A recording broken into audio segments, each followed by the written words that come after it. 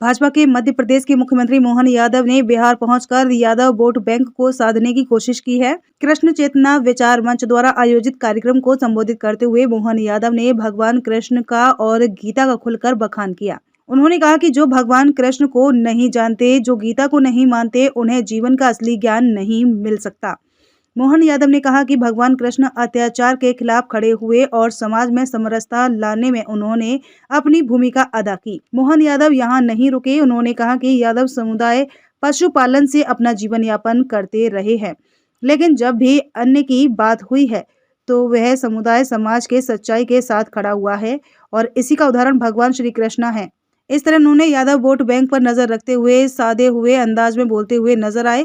मोहन यादव के भाषण के दौरान भाजपा के कार्यकर्ताओं के द्वारा खूब ताली बजाई गई और मोहन यादव ने भी कार्यकर्ताओं का और समर्थकों का खुलकर अभिनंदन किया। कितनी अच्छी बात है कि मैं जहां से आता हूं, मेरे को लाने के लिए एक द्वारकाधीश के अनन्य भक्त, हम जिनको प्रधानमंत्री करके देखते हैं, ऐसे नरेंद्र मोदी जी के माध्यम से आपके इस मिल मजदूर के परिवार के बालों को मौका मिला है। मुझे इस बात की प्रसन्नता है। मैं ये नहीं कह सकता कि मेरे पिताजी, चूंकि पिताजी के नाम के आधार पर कोई पहचान नहीं है, उन्हें अपने जीवन की कठिनाइयों से बच्चों को जो बालक बड़ा करने का जो संघर्ष होता है, उस संघर्ष की भक्ति से तप करके उन्होंने अपना जीवन निकाला। लेकिन हमको इस बात की प्रसन्नता है कि जीवन के संस्कार देने का अधिकार तो पिता को होता ही है। भले ही उन्होंने अपनी मील मजदूरी करी होगी, लेकिन बालक के अंदर संस्कार देने का प्रयास किया। मैं इसलिए अपने माता पिता को भी प्रणाम करता हूँ और अपने समाज को भी इस माध्यम से मैं बहुत बताना चाहता हूँ कि जीवन में कहीं से भी आप शुरुआत करें, कितनी भी कठिनाइयां आए, कैसे भी आगे बढ़ने का मौका मिले, अपने इष्ट को याद करिए, भगवान कृष्ण को, जिनको कितने कष्ट आए थे, कौन से तकलीफें भगवान ने नहीं सहन करी। और आज भी हमारे समाज जीवन में कितने कष्ट हो सकते हैं, लेकिन इन कष्टों के बावजूद भी हमको मालूम है इस देश में चाय बेच करके जिनका परिवार चलता हो, वो देश का प्रधानमंत्री बन करके दुनिया में गौरवान्वित करने का जिनमें साहस है, जिनकी माता किसी के घर में जाकर के बर्तन साफ करके अपने बच्चों को लालन पालन करने की जो कितनी कठिनाइयों से उन्होंने अपने को बच्चे का पालन किया होगा, ये कितने दर्द की बात है, लेकिन उन्होंने अपने बालक के संस्कार दिए। ऐसे हम में से हर एक की कहानी हो सकती है, हर एक के जीवन में ये कठिनाई हो सकती है, लेकिन ये कठिनाइयां तात्कालिक होती है, ये क्षणिक होती है। इन कठिनाइयों से अगर हम घबरा जाए तो हमारी मूल चेतना से हम अपने आप को दिग्भ्रमित कर लेंगे, उससे हम दाएं बाएं कर लेंगे। और आपने तो समिति का नाम कितना अच्छा रखा, श्री कृष्ण चेतना विचार मंच।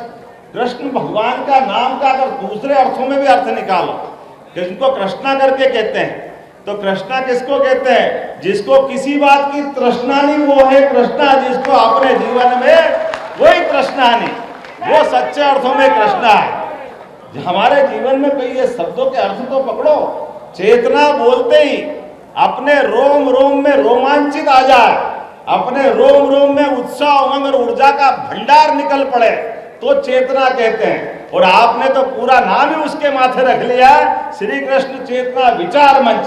मैं आप सबको प्रणाम करता हूं, आपका अभिनंदन करता हूं। और आपके बीच में से मध्य प्रदेश में जब मैं शिक्षा मंत्री बना था, मुझे इस बात की प्रसन्नता है कि शिक्षा मंत्री बनने के बाद हमने कहा कि नई शिक्षा नीति यशस्वी प्रधानमंत्री का अभिनंदन करना चाहता हूं, जिन्होंने लॉर्ड मेकाले की 1835 शिक्षा की नीति को बदलते हुए कहा कि अब हमारी शिक्षा नीति इस प्रकार से होना चाहिए जिसके माध्यम से हमारे अतीत से भी प्रेम हो, सनातन संस्कृति का भी उसमें लक्षण दिखाई दे, और हमारे अतीत के गौरव से गौरवान्वित होते हुए भविष्य की पीढ़ियां हमको तैयार करना है। और मुझे इस बात की प्रसन्नता है, जब अगर इतना विराट फलक देखेंगे तो उसमें भगवान कृष्ण और भगवान राम कहाँ जा सकते हैं। निश्चित रूप से हमने नई शिक्षा नीति में मध्य प्रदेश के अंदर भगवान राम और भगवान कृष्ण के जीवन के विविध प्रसंगों को अंदर पाठ्यक्रम का हिस्सा बनाने का प्रयास किया कि इसके माध्यम से हमारी भावी पीढ़ियों को हम संस्कार देंगे।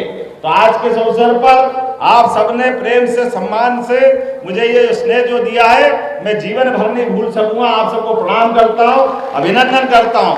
और आपके माध्यम से दो जानकारी देते हुए अपनी बात करूंगा कि जब मैं मुख्यमंत्री बन के आया और लोगों ने कहा कि आपकी प्राथमिकता क्या क्या होगी, तो हमने कहा हमारी प्राथमिकता तो जनता की सुविधाओं के लिए होगी।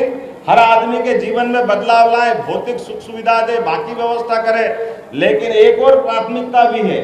वो प्राथमिकता क्या है? अरे जिन जिन महापुरुषों से, जिन भगवानों से हमको संस्कार मिलते, आदर्श मिलते, उनके जीवन को भी हमको मालूम है। भगवान कृष्ण मध्य प्रदेश की धरती पे आए तो सांदीपनी आश्रम वही है जहाँ उनकी शिक्षा दीक्षा हो। तो उनके शिक्षा दीक्षा के पाठ्यक्रम को सबके सामने लाते हुए जहां जहां उनके चरण पड़े, प्रत्येक स्थान को तीर्थ के रूप में विकसित करेंगे, हमारे पूरे समाज को प्रेरणा मिले। इसलिए उस चीज को जोड़ करके हम आगे बढ़ रहे हैं। मेरी अपनी ओर से आप सबको भी निमंत्रण है, आप कभी भी आए, मध्य प्रदेश में आए, अपने किसी प्रकार के व्यवसाय को करना, व्यवसाय करें। आपको स्थायी बसना, स्थायी बसे। परमात्मा करे आपको अपने अपने ढंग के जो आपके इष्ट है वो सबकी प्राप्ति हो। एक बार फिर आप सबका वंदन करता हूं, अभिनंदन करता हूं। मेरे साथ प्रेम से बोलिए, बोलो गोपाल कृष्ण भगवान की।